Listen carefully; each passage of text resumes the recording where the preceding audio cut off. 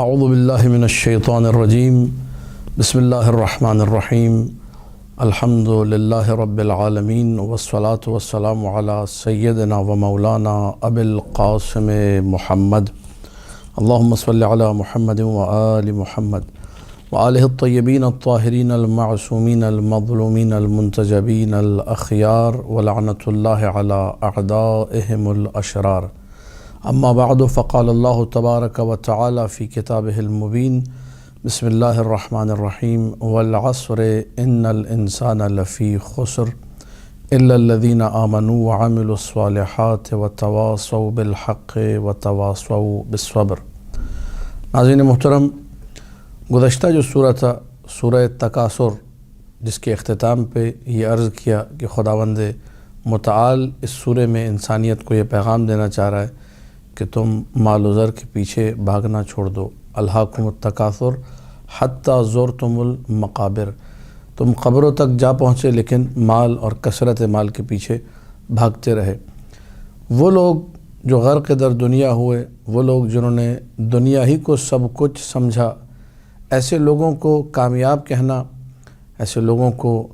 کامرانی کے نزدیک سمجھنا، ایسے لوگوں کو اچھا سمجھنا، ایسے لوگوں کو ایک کامیاب انسان تصور کرنا، یہ ہمارے معاشرے میں دیکھا جا سکتا ہے کہ میں اور آپ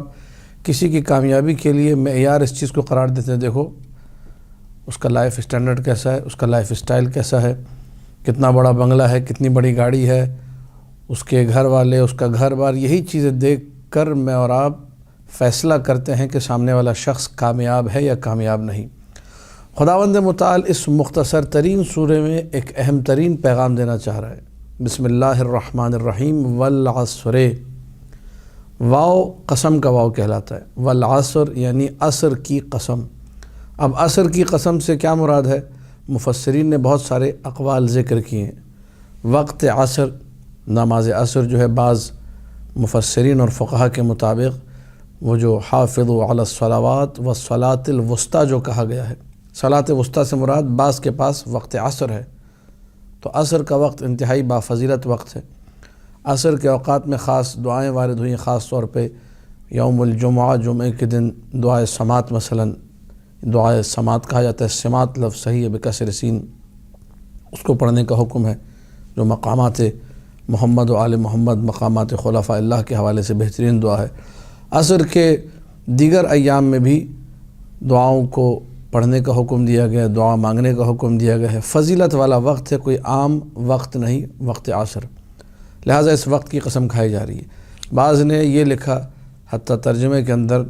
جیسے مولوی فرمان علی صاحب نے لکھ دیا کہ نماز عصر کی قسم ہے، وقت نماز عصر کی یہاں پر بات ہو رہی ہے کہ پرٹیکولرلی وہ خاص وقت جس میں نماز عصر ادا کی جاتی ہے اس وقت کی بات ہے۔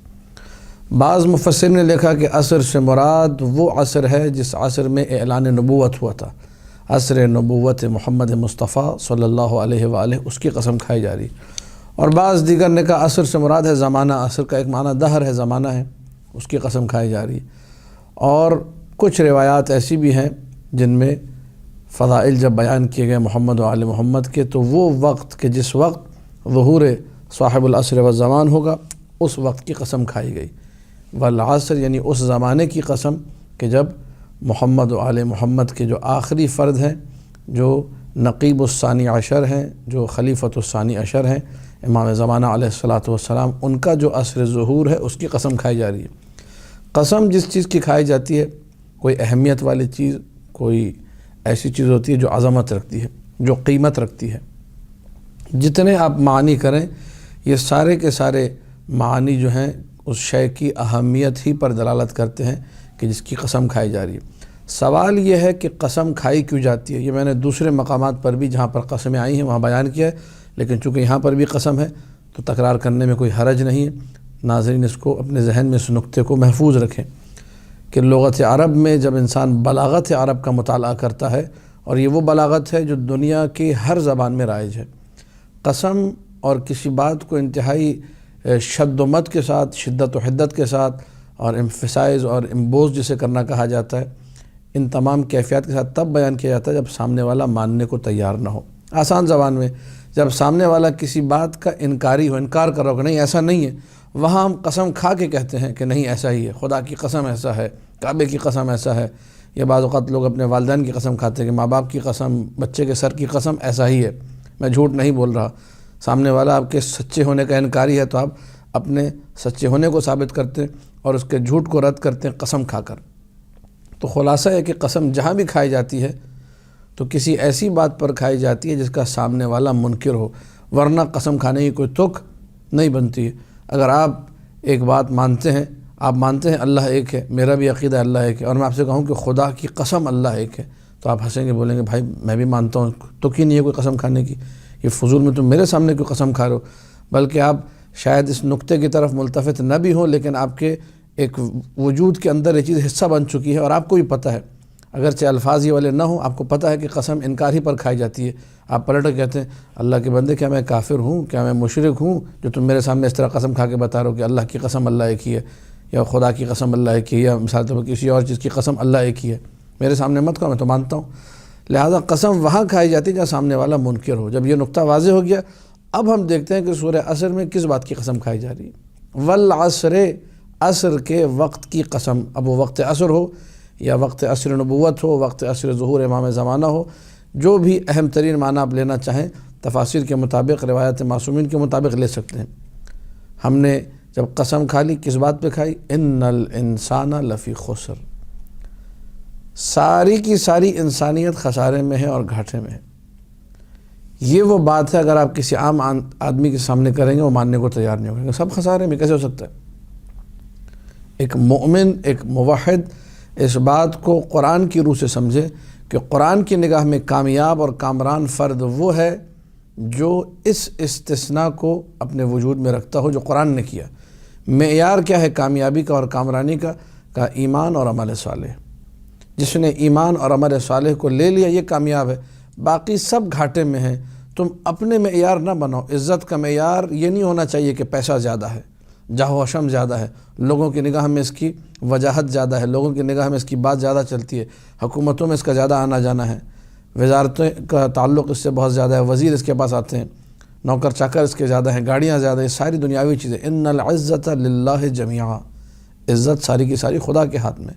خدا پر ایمان لاؤ، عمل کو نیک کرو تو تم خسارے میں نہیں ہو، ورنہ ساری انسانیت خسارے میں ہے۔ بڑے بڑے بادشاہ گزر گئے، نمرود ہے، فرعون ہے، بخت نصرہ جس کو بخت النصر پڑھا جاتا ہے وہ ہے، اور دیگر بڑے بڑے بادشاہ کے جنہوں نے پوری دنیا پر حکومت کی، وہ سب کے سب خسارے میں ہیں۔ ہارون رشید کے بارے میں جس نے 54-55 ممالک پہ حکومت کی، مشہور و معروف ہے کہ اپنے محل کی چھت پہ کھڑے ہو کر کہتا تھا بادلوں کو دیکھ کر جہاں برسنا ہے جا کے برسو، جب فصل کٹے گی، غلہ کٹے گا تو ٹیکس میرے ہی پاس آئے گا۔ اتنا بڑا بادشاہ خسارے میں نہیں ہے۔ ان الانسان لفی خسر، واحد وہ انسان جو خسارے میں نہیں ہے وہ کون ہے؟ قرآن نے بیان کیا الا الذین آمنوا، وہ لوگ جو ایمان لے کر آئے، جنہوں نے اپنے عقیدے کو درست کیا، وعملوا الصالحات، اور عقیدے کے ساتھ اپنے عمل کو نیک بنایا۔ اب جو عمل کو نیک بنایا اس کے اندر جو اہم ترین چیز ہے جس سے آپ کے عمل صالح کو فروغ ملتا ہے، جو عمل صالح میں اور ایمان کے حوالے سے ایک بنیادی ترین چیز ہے، وہ یہ کہ انسان اپنا پیغام دوسروں تک بھی پہنچائے، اس کو اپنے آپ پہ محدود نہ کرے۔ اسی لیے جو اگلی آیت آ رہی ہے وَتَوَاصَوْا بِالْحَقِّ وَتَوَاصَوْا بِالصَّبْرِ، یہ کوئی نئی بات نہیں ہے، یہ اسی ایمان اور عمل صالح سے ریلیٹڈ ہے۔ اسی لیے مفسرین نے لکھا کہ تواصوا بالحق کا مطلب یہ ہے کہ اچھے عقیدے کی وصیت کریں۔ جب معاشرہ تقصیر کی طرف جا رہا ہو، غلو کی طرف جا رہا ہو، اچھے عقیدے کو چھوڑ رہا ہو، تو یہ نشر کرنا، نشر معارف الہی، نشر پیغام اہل بیت، یہ خود اس آیت سے نکلتا ہے۔ تواصوا بالحق، حق کی تلقین کرتے ہیں، صحیح عقیدے پر رہو، حقیقت کے قریب رہو، گمراہی کی طرف نہ جاؤ۔ وتواصوا بالصبر، اور صبر کی تلقین کرتے ہیں۔ صبر کے پھر دو معنی، گناہوں کے مقابلے میں، خواہشات نفسانی کے مقابلے میں صبر کرنا۔ ہر انسان کے نفس میں خواہشات گناہ کی طرف وہ میال ہے، دوڑتا ہے، بھاگتا ہے۔ ان النفس لہی امارۃ بالسوء، یہ جو نفس ہے یہ مسلسل جو ہے انسان کو حکم دے رہا ہے برائی کا، مسلسل انسان کو ٹریپ کر کے کسی نہ کسی لے جاتا ہے گناہ کی طرف۔ ایسا نفس جو کہ بار بار برائی کا حکم دے رہا ہے۔ اس کے مقابلے میں انسان اپنے آپ کو روک کر کے کہ نہیں، میں نے نامحرم کو نہیں دیکھنا، میں نے حرام نہیں کھانا، میں نے تجاوز نہیں کرنا، میں نے جو ہے کوئی برا کام نہیں کرنا جس سے امام زمانہ کا دل دکھے۔ اور وتواصوا بالصبر کا ایک معنی کہ انسان اپنے مومن کو صبر کی تلقین کرتا رہے کہ انشاءاللہ وقت عصر قریب ہے، ظہور امام زمانہ قریب ہے، صبر کرتے رہو۔ فانتظروا انا معکم من المنتظرین فتربصوا انا معکم من المتربصین فتربصوا فانتظروا، اس قسم کے حکم، صبر کرو ظہور امام زمان تک۔ لہذا خلاصہ اس پوری گفتگو کا، اس سورہ کا پیغام سورہ والعصر کا، کہ پوری انسانیت گھاٹے میں ہے مگر وہ جو موحد ہو اور عمل کرنے والا ہو، نیک عمل کو انجام دینے والا ہو، یہ انسان گھاٹے سے باہر ہے۔ قرآن کی روح کے مطابق جس نے اپنا عقیدہ درست کیا، اپنے عمل کو نیک کیا، اس کو آپ گھاٹے میں نہیں کہہ سکتے بھلے جھونپڑی میں رہتا ہو، اس کو آپ خسارے میں نہیں کہہ سکتے بھلے ظاہری طور پہ اس کے پاس کچھ نہ ہو۔ اسی لیے احادیث میں موجود ہے، میں پہلے بھی نقل کر چکا ہوں، لا تستخفوا فقراء شیعتنا، ہمارے جو فقیر شیعہ ہیں انہیں ہلکا مت سمجھو، انہیں خفیف، ان کی عزت و احترام میں کمی نہ کرو، کیونکہ خسارے میں نہیں، یہ لوگ کامیاب ترین لوگ ہیں، ان کا عقیدہ بھی ٹھیک ہے، ان کا عمل بھی صالح ہے۔ اب اس آیت کی ہم لوگ پھر تلاوت کرتے ہیں، آیات کریمہ کی۔ بسم اللہ الرحمن الرحیم۔ میرے سامنے اس وقت تفسیر مجمع البیان امین الاسلام طبرسی جو ہے کھلی ہوئی ہے۔ والعصر ان الانسان لفی خسر، قسم ہے عصر کی، بے شک انسان خسارے میں ہے، انسان مکمل طور پہ خسارے میں، انسان پورے کا پورا خسارے میں ہے۔ اس میں ان بھی لگا ہوا ہے جو کہ حرف تاکید ہے، اس میں لام بھی ہے، لفی لام خسر، ان الانسان، الانسان کا الف لام بھی یہاں پر موجود ہے۔ پھر جو جملہ اسمیہ جو ہے وہ جملہ عربی زبان میں جس کی اسٹارٹنگ ناؤن سے ہو وہ بھی تاکید ہی پر دلالت کرتا ہے، یعنی 4-5 چیزیں ہیں جو بار بار شد و مد کے ساتھ بیان کرنی ہے۔ گویا کہ ہم لوگ اگر اردو میں اس کو تھوڑا سا کھولنے کے لیے سمجھانا چاہیں، انسان خسارے میں، بھیا خسارے میں، یہ بالکل بھی جو ہے نا وہ فائدہ کچھ نہیں ہو رہا، اس کو ٹوٹلی گھاٹے میں ہے، بیڑا غرق ہو گیا، تباہ و برباد ہو گیا، اس کو اگر اس طرح کھول کے بیان کریں تو یوں بیان ہوگا، انسان کا کوئی آسرا نہیں ہے، کوئی معاملہ اس کا صحیح نہیں ہو سکتا الا الذین آمنوا وعملوا الصالحات، مگر یہ کہ وہ جو ایمان لے آئے اور عمل صالح انجام دے رہے وہ بچ سکتا ہے، باقی سب کا بیڑا جو ہے وہ غرق ہے۔ وہ لوگ دنیا میں جتنے غرق ہیں اتنی ہی ان کی آخرت تباہ و برباد ہے۔ الا الذین آمنوا وعملوا الصالحات وتواصوا بالحق، اور ایک دوسرے کو وصیت کرتے ہیں، امر بالمعروف یہیں سے نکلتا ہے، نہی عن المنکر یہیں سے نکلتا ہے، حق کی وصیت کرتے ہیں، صبر کی تلقین کرتے ہیں ایک دوسرے کو۔ اور میں نے بتا دیا یہ بھی اسی عامل و صالحات ہی کا جز ہے کہ انسان دوسروں کو صبر کی تلقین کرے، دوسروں کو حق کی تلقین کرے۔ صاحب مجموع البحرین نے کچھ روایتیں نقل کی، وہ بھی فضیلت کے باب سے نقل کر دوں۔ من قرأها ختم اللہ لہ بالصبر، روایت میں جملے ہیں جس نے سورہ کی تلاوت کی، والعصر ان الانسان لفی خسر الا الذین آمنوا وعملوا الصالحات وتواصوا بالحق وتواصوا بالصبر، تو اللہ تعالیٰ اس کی زندگی کا خاتمہ صبر ہی پر کرے گا، وہ عجلت میں اور شیطان کے آلے کاروں میں اس کا شمار نہیں ہوگا۔ وَكَانَ مَعَ أَصْحَابِ الْحَقِّ يَوْمَ الْقِيَامَةِ، حق والوں کے ساتھ اس کا حشر و نشر ہوگا قیامت کے دن۔ عن ابی عبداللہ علیہ السلام، امام جعفر صادق علیہ السلام، مولا فرماتے ہیں من قرأ العصر فی نوافلہ، جس نے اس سورہ مبارکہ عصر کی تلاوت کی اپنی مستحب نمازوں میں، چاہے وہ نماز شب ہو یا نوافل یومیہ ہوں، تو بعثہ اللہ یوم القیامت مشرقا وجہہ، اللہ اس کو جب بروز حشر محشور کرے گا تو اس کے چہرے سے ایک نور نکل رہا ہوگا، اس کا چہرہ منور ہوگا، نور افشانی کر رہا ہوگا، ایک الگ سے چہرہ ہوگا کہ بھئی یہ سب سے الگ سے منور چہرہ جو دکھ رہا ہے یہ کس کا ہے جی؟ یہ اس شخص کا ہے جو اپنی مستحب نمازوں میں سورہ والعصر پڑھتا تھا۔ چھوٹا سا سورہ، 3 آیتیں، لیکن بڑا پیغام اور خلاصہ، اور جو جملے انہوں نے یہاں پر نقل کیے ہیں مجمع بیان طبرسی نے، بڑے عجیب جملے فرماتے ہیں۔ وفی هذه السورة اعظم دلالة على اعجاز القرآن، یہ سورہ خود جو ہے قرآن کے معجزہ ہونے پر دلالت ہے کہ ایک سورہ کے اندر پورے قرآن کا خلاصہ ہے۔ عصر کا ایک معنی ایسنس بھی ہے، نچوڑ، آپ کہہ سکتے ہیں یہ قرآن کے پیغام ہونے کے اعتبار سے کہ قرآن کا نچوڑ کیا، بھئی یہی سورہ ہے، پورے قرآن کا نچوڑ پیش کرنا ہو اگر کبھی، آپ نچوڑ کے طور پہ سورہ پیش کر سکتے ہیں، والعصر ان الانسان لفی خسر الا الذین آمنوا وعملوا الصالحات، یہ قرآن کا نچوڑ ہے، یہ قرآن کا خلاصہ ہے سورہ والعصر۔ اس کے بعد ضاحکا سنہ، جب میدان حشر میں آئے گا نور تو ہوگا، اس کے دانتوں میں ایک مسکراہٹ کی کیفیت ہوگی، دانت اس کے نمودار ہوں گے، سب اس کو ہنستا کھلتا وہاں پر دیکھیں گے۔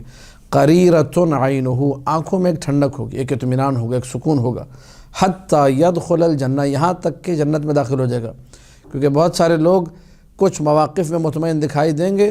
تو یوم حشر جو میدان قیامت ہے وہیں پر کچھ جگہوں میں بیچارے پریشان ہوں گے، ان کے چہروں پہ خوف ہوگا۔ اس کے بارے میں یہ نہیں ہے کہا حتی یدخل الجنہ، جب تک جنت میں، جنت کو سب کو معلوم ہے کہ وہاں تو سکون ہی سکون ہے، وہاں کوئی ٹینشن نہیں ہے، جب تک جنت میں داخل نہ ہو جائے تب تک اس کی یہ کنڈیشن رہے گی، منور رہے گا، مسکراتا رہے گا، اور آنکھوں میں ایک اطمینان کی کیفیت جھلک رہے گی۔ ہر بندہ دیکھے گا کہ یہ شخص جو ہے بڑا مطمئن ہے۔